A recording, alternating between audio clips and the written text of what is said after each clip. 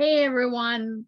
I saw a new update from the National Labor Relations Board, or NLRB, about severance agreements and the confidentiality agreements that are based generally within those documents. And I wanted to come on because I've always felt strongly, against these types of confidentiality agreements within the severance document. So, for example, for those of you that have never seen one of these or don't know what I'm referring to, in a severance document, a lot of companies put this confidentiality clause, right, that says you can't talk disparagingly about the company, you can't talk about your severance package, and you can't do any of this online or in person with any remaining employee of the organization or anyone in general, right? So it basically says you can't talk negatively about the company in any way. And I've always been against this because, in my personal opinion, what do you have to hide? If you handled the layoff process appropriately and effectively, then I should have nothing disparaging to say about you or the process or the agreement in which you're providing me.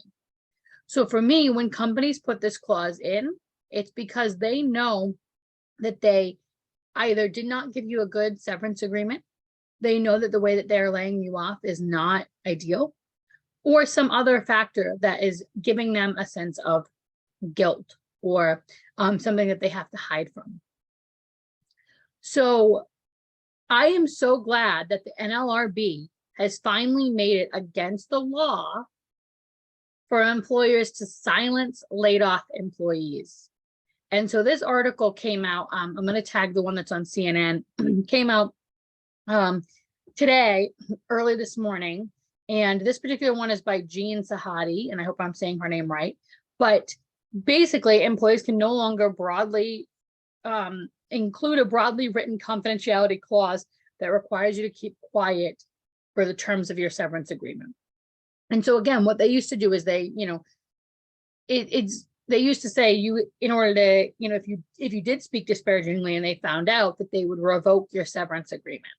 Right. So this article talks about a little bit more about all of those details, but it is now unlawful. And I would like to just clap my hands at the NLRB for finally getting to this point, because I've always thought that that was ridiculous. Now, there are some ramifications that people anticipate, like companies will either not give severance agreements anymore, or they'll be less lucrative, etc. Where I feel like, you know what, this is going to open the door for companies to have to do better. And I'm hoping that that's exactly what happens because of this. So thank you to the NLRB. And if you have any questions about this type of policy or how to make these changes within your current severance agreements, please reach out to me.